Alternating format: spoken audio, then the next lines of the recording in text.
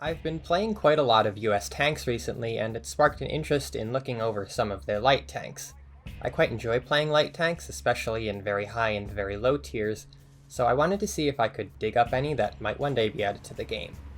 While there wasn't a huge amount, I found enough modern and semi-modern vehicles to discuss. Due to the nature of some of the design programs, I decided to lump in British Commonwealth light tanks as well, since quite a few resulted in designs for both. Since War Thunder is in the realm of adding current production vehicles, I figured nothing conventional was off limits.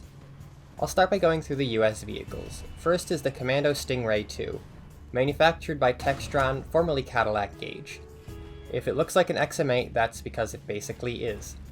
The Stingray was designed as a private venture in the 80s to use existing components of American vehicles to design an inexpensive light tank for export to other nations. Cadillac Gauge submitted a Stingray design as part of the XM8 program, which used the hull of the vehicle mounting the turret of a LAV 105. This turret could carry a total of 36 rounds, with 8 in the ready rack. Though it ultimately lost to FMC, the company continues to provide support to export users. An upgraded version was created, the Stingray 2. As the name would suggest, the Stingray 2 features a suite of upgrades from its predecessor, but mostly kept to the original design. It utilizes a Royal Ordnance 105mm gun, and can reach speeds of up to 43 miles per hour thanks to its 2300 horsepower engine and light armor scheme, which can protect against rounds up to 23mm. The turret is stabilized and also has a standard complement of 30 caliber machine guns, a commander's 50 cal, and smoke launchers. The gunner also had access to a laser rangefinder and thermal imaging system. Next, we have another familiar shape, the LAV 25. Being part of the same family as the M1128, the LAV 25 is part of the preceding LAV 2 family. The LAVs were part of a Marine Corps program designed to create a family of vehicles that would allow for greater mobility of infantry. 3 companies submitted designs: Alvis, Cadillac Gauge, and General Motors Canada. GM ultimately won the competition. The LAV 25 is armed with a 25mm M242 Bushmaster and a pair of 30 caliber machine guns. The Bushmaster can fire 420 rounds of APDS ammunition in clips of 150. For defense, it relies on 2 pairs of quad smoke launchers. The LAV 25 can easily achieve speeds of up to 62 miles per hour on roads. The A2 upgrade improved turret hydraulics and improved the thermal imager, allowing the gunner to track aerial vehicles as well. Additional ballistic protection was added, as well as improving the suspension to compensate. Where the original LAV 25 could only protect against rifle rounds, the LAV 25A2 can protect against heavy machine gun rounds on par with the Striker. Finally for the US, a contemporary vehicle, the General Dynamics Griffin 2. The Griffin has been in the news recently as the winner of the Army's Mobile Protected Firepower competition, and for good reason. The Griffin was derived from another General Dynamics design, the Ascot, a light tank designed jointly by Spanish and Austrian companies. I suggest you check out another channel, Spookston, who has many videos that go more in-depth about the MPF and other US programs. The Griffin is a conventional light tank armed with a 105mm M35 anti-tank gun, a derivative from the Army's XM8 program, which would use all modern ammunition types available for the 105mm, including M900. The Griffin also features modern fire control and thermal imagers, which can automatically detect targets up to 4 kilometers away. For protection, the Griffin is outfitted with primarily aluminum armor, with composites in the turret similar to the Abrams. The tank is able to withstand fire from up to 30mm cannons. In terms of its speed, the Griffin is equipped with a 1,100 horsepower engine, and can reach speeds of up to 43 miles per hour. Moving on to the British Commonwealth, I have a pair of light IFVs, the FV-101 Scorpion and FV-107 Scimitar. Both were designed in the 1970s as part of Britain's Combat Vehicle Reconnaissance Tracked program. This program also resulted in the creation of the Striker, which gives a useful reference for performance.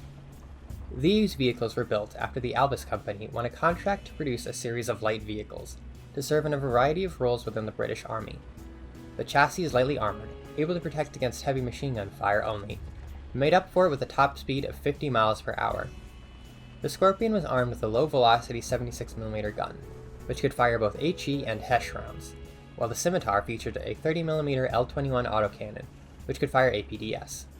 Both had coaxial machine guns and defensive smoke launchers. The Scimitar was given a service extension package in 2010, in the form of the Scimitar Mark II, mostly featuring internal changes and non-combat improvements. Returning to wheeled vehicles, we have the Canadian LAV-3. In many ways similar to its American counterpart, the LAV-3 was created as a result of the Multi-Role Combat Vehicle Program, which originally sought to modernize Canada's aging and diverse fleet of vehicles to a modern, standardized form. Though it was eventually cancelled, the concept gave way to the Light Armored Vehicle Program, from which the LAV gets its name. The design of the LAV-3 closely resembles its LAV-2 ancestors of the Bison and Grizzly, but features numerous upgrades across the board. The LAV-3 is armed with the same M242 Bushmaster as the American LAV-25 and protects from machine gun caliber rounds. It features modern fire control and thermal imagers for the gunner. The LAV-3 shines the most in its mobility upgrades, featuring a central tire inflation system that adapts to rough terrain and allows it significantly enhanced mobility off-road compared to other wheeled vehicles. Optionally, the LAV-3 can fit an armor package designed to protect against IEDs and 30mm rounds, which significantly would add to its weight. Without this extra weight, it can reach speeds of up to 62 miles per hour on roads. The final vehicle is the General Dynamics Ajax, which I alluded to earlier in the video. In 2010, the Ajax was selected as the winner of Britain's Future Rapid Effect Systems competition, beating out BAE's CV90. The Ajax began as a concept in the late 90s, together with the United States, to develop modern combat vehicles for each nation's armies. For Britain, this meant replacing the CVRT program, of which the Scorpion and Scimitar were part of. The Ajax was developed with the input of soldiers to improve on General Dynamics' ASCOD vehicle, the same ancestor as the Griffin. The Ajax is armed with a 40mm CTA International autocannon, whose turret features not only modern fire control and thermal imagers, but a highly advanced sensor suite that can identify and track targets at range. This data can also be shared with other combat vehicles, such as the Challenger 2. The Ajax has light armor and can reach speeds of up to 43 miles per hour. These vehicles would be fun additions to War Thunder in the coming months and years. While most have a lot of modern technology in regards to fire control and target tracking, each still only uses conventional armor and firepower. Both nations can always use more fleshing out at their top tier, and I believe these vehicles all have some place in rank 6 and 7. If nothing else, I hope you enjoyed the brief overview of some of the modern equipment used by these armies. If you enjoyed this video, please do give it a like and stay subscribed for future War Thunder content.